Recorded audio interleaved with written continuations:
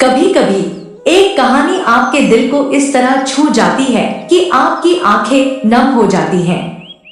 यह कहानी केवल शब्दों का मेल नहीं, बल्कि एक ऐसा दर्पण है जो हमें हमारी अपनी आत्मा की गहराई दिखाता है। यह कहानी है भगवान बुद्ध की, जो दया, करुणा और उस सच्चाई की बात करती है जो हमें इंसान बनाती है।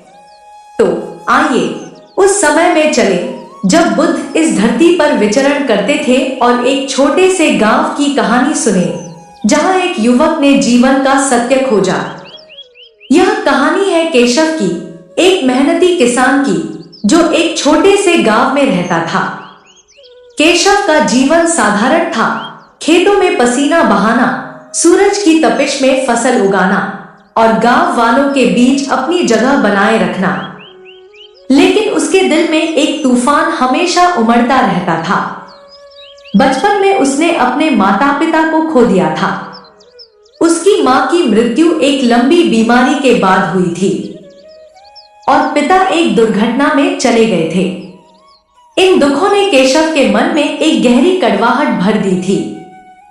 वह सोचता था कि दुनिया उसके साथ अन्याय करती है। उसका गुस्सा कभी उसकी फसलों पर बरसता, जो बार बार सूखे या बाढ़ की भेंट चढ़ जाती थी, तो कभी गांव वालों पर, जो उसकी कड़वी बातों से दूरी बनाए रखते थे। केशव की एक छोटी बहन थी, सुनंदा, जो उसका एकमात्र सहारा थी। सुनंदा का स्वभाव केशव से बिल्कुल उलट था। वह हंसमुख थी, हमेशा दूसरों की मदद के लिए तैयार रहती थी। लेकिन केशव की तरह वह भी अनाथ थी। फिर भी उसने अपने दुख को अपने ऊपर हावी नहीं होने दिया। एक दिन सुनंदा ने उत्साह भरे स्वर में केशव से कहा, भैया, सुना है भगवान बुद्ध हमारे गांव के पास आए हैं। लोग कहते हैं कि उनकी बातें सुनकर मन का बोझ हल्का हो जाता है।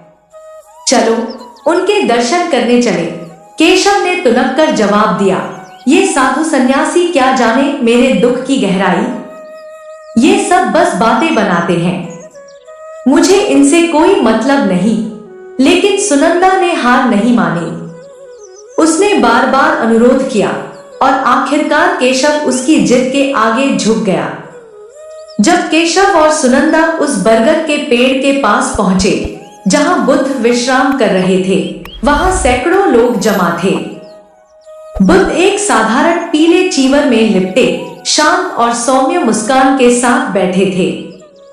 उनकी आंखों में ऐसी गहराई थी कि लगता था वे हर व्यक्ति के मन को पढ़ सकते हैं। केशव को यह सब देखकर और गुस्सा आया। वह मन ही मन सोचने लगा, यह आदमी इतना शांत कैसे हो सकता है, जब दुनिया इतनी क्रूर और दुखों से भरी है। वह चुपचाप भीड़ के एक कोने में खड़ा रहा, सुनंदा के साथ। अचानक बुद्ध की नजर केशव पर पड़ी। उन्होंने उसे अपने पास बुलाया। केशव अनमने मन से आगे बढ़ा, यह सोचते हुए कि अब यह साधु उसे कोई उपदेश देगा जो उसकी समस्याओं का कोई हल नहीं दे सकता। बुद्ध ने शांत स्वर में पूछा, केशव, तुम्हारे मन में इतना भारीपन क्यों है? तुम्हारा चेहरा तुम्हारे दुख की कहानी कह रहा है। केशव का गुस्सा भड़क उठा। उसने कहा, आपको क्या पता मेरे दुख की? मैंने अपने माता पिता को खोया है। मेरी फसलें बार बार बर्बाद होती हैं। लोग मुझसे बात तक नहीं करते। यह दुनिया मेरे लिए केवल दर्द और अन्याय लेकर आई है। आप जैसे लोग जो सुख में बैठे हैं, मेरे दुख को कैसे समझ सकते हैं? बुद्ध ने केशव की बातें धैर्य से सुनी।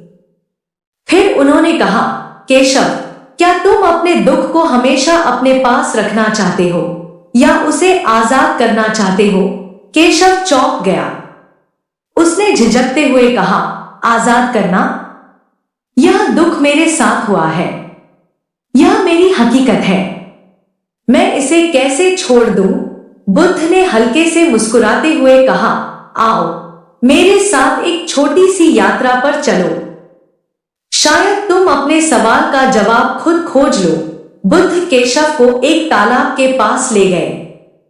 तालाब का पानी इतना इतना साफ था कि उसमें आसमान और पेड़ों का प्रतिबिंब साफ दिखता था। बुद्ध ने कहा, केशव, इस तालाब को देखो, क्या तुम इसमें अपनी परछाई देख सकते हो? केशव ने हाँ में सिर हिलाया। फिर बुद्ध ने एक पत्थर उठाया और तालाब में फेंक दिया। पानी में लहरें उठीं और परछाई टूटकर बिखर गई। बुद्ध ने कहा, केशव, तुम्हारा मन इस तालाब की तरह है। जब तक तुम गुस्से, दुख और कड़वाहट के पत्थर उसमें फेंकते रहोगे, तुम अपनी असली परछाई, अपनी आत्मा की शांति को नहीं देख पाओगे। केशव की आंखें नम हो गईं। उसने धीमे स्वर में पूछा, लेकिन मैं अपने दुख को कैसे भूलूं? यह मेरे जीवन का हिस्सा है, बुद्ध ने जवाब दिया। भूलना नहीं है, केशव। दुख को देखो, उसे समझो और फिर उसे जाने दो। दुख को अपने मन का मालिक मत बनने दो। केशव चुप रहा। उसका मन अब शांत होने लगा था, लेकिन वह अभी भी उलझन में था। बुद्ध ने केशव को एक कार्य दिया।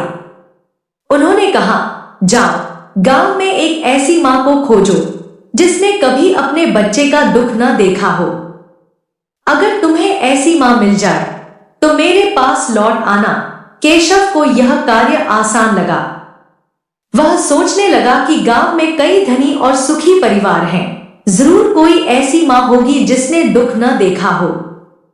वह गांव लौट गया और घर घर जाकर पूछने लगा। पहले वह एक धनी व्यापारी के घर गया। उसकी पत्नी ने बताया कि उसका बेटा व्यापार में असफल हो गया था और उसने कई रातें उसकी चिंता में जागकर बिताई थी। फिर केशव एक गरीब मजदूर के घर गया। वहां की मां ने बताया कि उसका बच्चा भूख से तड़पता था और उसने अपने हिस्से का खाना उसे खिलाया था। एक बूढ़ी मां ने बताया कि उसका बेटा युद्ध में चला गया और कभी लौटकर नहीं आया।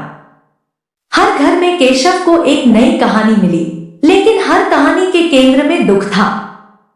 थककर और निराश होकर केशव बुद्ध के पास लौटा। उसने कहा, मैं हार गया। मुझे कोई ऐसी मां नहीं मिली जिसने अपने बच्चे का दुख न देखा हो। हर मां ने कोई न कोई दुख झेला है। बुद्ध ने मुस्कुराते हुए कहा, केशव, यही जीवन का सत्य है। दुख हर किसी के जीवन का हिस्सा है, कोई भी इससे अछूता नहीं है। लेकिन जो लोग अपने दुख को दूसरों के दुख के साथ जोड़ लेते हैं, उनकी करुणा जागती है। और करुणा ही वह शक्ति है जो तुम्हें तुम्हारे दुख से आजाद करती है। केशव ने उस दिन पहली बार अपने दुख को एक नए नजरिए से देखा। उसने महसूस किया कि वह अकेला नहीं है, उसका दुख अनोखा नहीं है। उसने गांव में उन लोगों की मदद शुरू की जिन्हें वह पहले अनदेखा करता था। उसने एक गरीब परिवार को अपनी फसल का कुछ हिस्सा दिया। एक बीमार बूढ़े व्यक्ति की देखभाल की। धीरे धीरे उसका गुस्सा पिघलने लगा। उसका दिल, जो पहले कड़वाहट और दुख से भरा था, अब करुणा और प्रेम से भरने लगा। सुनंदा ने एक दिन केशव से कहा, भैया, तुम बदल गए हो।